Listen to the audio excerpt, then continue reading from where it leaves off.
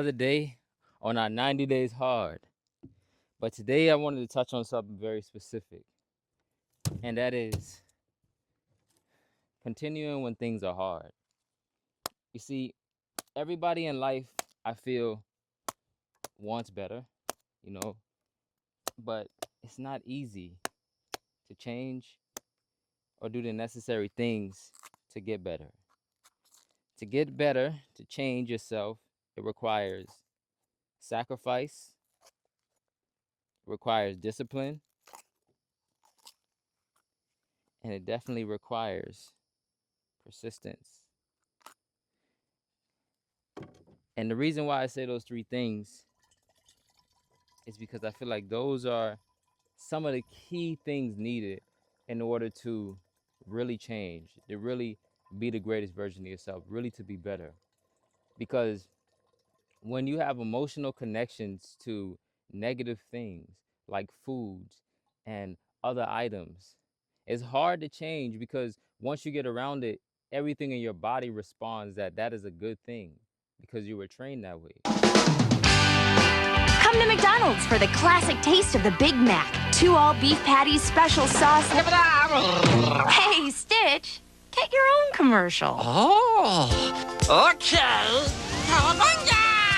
Head to McDonald's and share in the magic and fun of Disney's newest full-length animated feature film, Lilo and Stitch. And pick up our cool new Surf Bobbler Happy Meal toys. Oh, there's one in every family.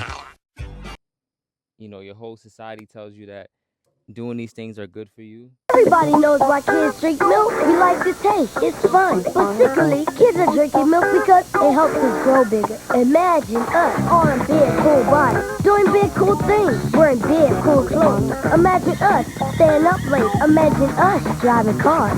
Everybody knows why kids drink milk. We like the taste, right? Sure we do. But milk does help us get bigger. Imagine us in charge. It's a form of celebration, a celebratory thing. It shows wealth, it shows success. But those very things could be some of the main things stopping you from becoming the greatest version of yourself and living the best life that you should really be living. So I feel like when you come to the realization, because I feel like there's a special callings for people in life and they know what they're supposed to do, but it's the fact that you're trapped between what you're supposed to do and what you shouldn't do. And it seems like the things you shouldn't do is more pleasurous. You know, we get caught up in pleasure and things that feel good. So that tells our mind, oh, this is the right thing. But it's sometimes the things that are hard to do that hurt, but in the end give you more reward. There's a saying that I heard, it talked about food. It said, what's sweet for the mouth is bitter for the stomach, and what's bitter for the mouth is sweet for the stomach. So what you're saying, what is hard is sometimes good for you in the long run. So when you sacrifice, let's say that McDonald's or Chili's or Popeyes or even Starbucks coffee, you know, you sacrifice from those things in order to get something out of it. And the way I see it is not just give up what you're doing, because that's what I ran into before. I always say, oh, let me change. I want to do this. I want to do that. So I go cold turkey. Sometimes it works, but a lot of times it didn't. If anything, normally a detox or a fast, you go into what you were doing before even harder, because it's like a survival mindset. You're restricting yourself. What I found to be more successful is adding a substitute or something to replace that very thing. Like if I woke up every day and I drank coffee, I found an alternative to maybe replace that coffee with coconut water and lemon. You know, that was a thing for me. And that powers you up, gives you drive. Have an avocado in the morning with a blend of nuts so that you can have that protein you need to stabilize yourself to really focus in your day and keep it going for longevity, not just a quick spike and now you need to re-up on whatever stimulant or food or caffeine or whatever it was that kept you going in the morning. It's something to replace it. And that really helped when it came to, you know, changing, because it was a change in the habits and the things you were doing. On the notion of talking about sacrifice, you have to sacrifice for what you want. You might, you know, go to parties, go out on the weekend and do all these things. But if you're doing those things and hey, I got bills to pay, but I'm spending my check money on Don Julio, then you got problems. And now you're mad because you're a rent person or you're a landlord or wherever you are is asking for the money that you signed the contract to pay.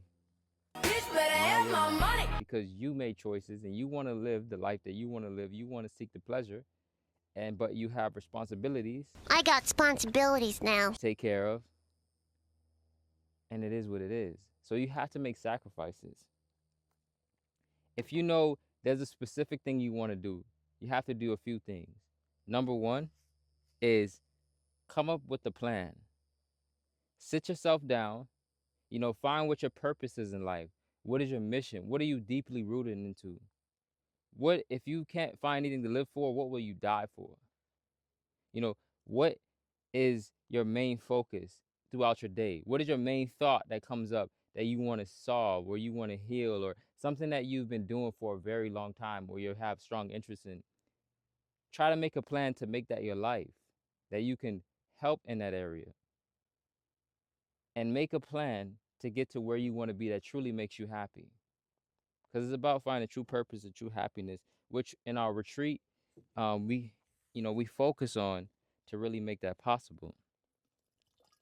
But you really have to find what is it that is your real purpose. So number one, make your plan. So once you make your plan, now you have to see how you can carry it out. Make sure it's doable. It makes sense. Now see how you can carry that plan out and stick to it. Like, let's say, for example, you're like, okay, I want to be the world greatest kicker, right? To throw kicks like a martial artist. But there's a great saying that I heard, I think it was from Bruce Lee, and it said, it's better to do one kick for 1,000 days than to do 1,000 kicks in one day. So if you could do that one kick for 1,000 days, it's much better. So now I'm understanding when they used to say, it's not the quick and the swift, it's the turtle who wins the race. Because it's the one who can take their time and do it consistently and keep it going with emotion. Because once you keep it going with emotion, now momentum is going to build eventually. But once you're constantly doing it, you're doing it, you're doing it, you're going, you're going to find consistency. You're going to find speed in what you're doing. So you definitely want to find speed in that and keep that up. Keep that up. And the only way that you can keep that up and keep that burning is with true passion, true desire, what you truly believe in. Because when you're fighting the way you want to go, it's pain. You're going to go through ups, you're going to go through downs, you're going to go through hard days. No days are the same, No year is the same. Take advantage of where you are right now, because you never know what the next moment will be. Use this moment. And we always talk about, a lot of people always say, oh, I have to wait on the perfect moment. Well, I had a trainer one time that I was in the gym and I used to work out here and there. I used to, play around. He was like, man, come on, come get in the gym. I used to work there, but he was a trainer. He's always telling me, hey, come on. I never forget him, his name, Lloyd. And he was like, man, come on, work out, da. And I used to say all the excuses in the book. But then one day, he asked me, man, why don't you ever work out consistently, this and that? And I said, man, I got to find the perfect time. And he said, there is no perfect time. He said, we are always looking for the perfect time to do something. But I think his dad said it to him or something, but he found it somewhere. But he said, you have to be able to dance in the rain. So if we always talking about, oh, I got to wait on this time, that time will never come. ever. Life is constant. There's no time that life says, you know what, I'm going to give you these 3 years or these 2 years to be focused. I'm not going to let anything happen. You're going to be able to get to this path straight. This is going to be a straight path. All you have to do is A, B, and C. No, no, no, no, no. That path you're taking is going to have so many obstacles, so many things in front of it. What seems simple to you to become is going to be very difficult. Nothing in this life is easy. And everything in this life has consequences. That's one thing that I feel like from a personal standpoint that I wasn't taught fully, that everything comes with a consequence. So sometimes you're like, you know what? Let me eat this. Let me just take a little bite of this cookie. Maybe a cookie the size of the pinky. Let me take a bite of that cookie. But did you know that the digestion starts in the mouth? So even from a lick of that, if I'm not mistaken, for you science people out there, doesn't that cause a whole entire chemical reaction in your body to prepare to break down that supposed food? So even a lick of that food causes a reaction. So everything in life has a reaction. And I read it somewhere that something you eat, just a small piece, can affect your body for 2 months. Yes, it could come through your system, leave out through waste, but can leave residue over for months. Or let's talk about if a fire on the stove. If there's a fire on the stove and you touch that stove, right? You're burned. That burn stays on you no matter what age or how long it is you have that scar, unless you go get it removed or something. But for the most part, naturally, you have that scar, right? So that shows you that things you do in life, they do affect you. And people like to say, oh, that happened when you were a kid, that happened when you were a teenager, that happened in high school. No, every part of your life shapes your personality and who you are. So every moment and everything that happens matters to you. Everything you do matters. There's no way that nothing has happened. And nature is very straightforward. You know, I know we have laws and we have all these other things which are amendable and debatable and things like that, and we could change them around. But nature is what nature is. You jump, you come back down. No matter if you're a good person or a bad person. If you cut your arm, you both bleed.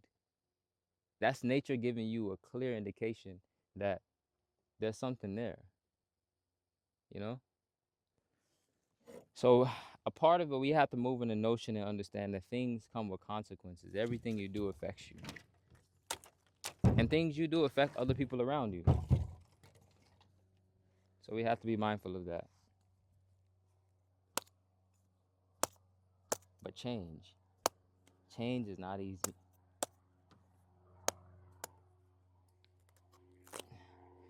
And y'all listen to me sitting here ranting and talking about the struggles of life. And I hope that this message, finds, the right person that may need to hear it.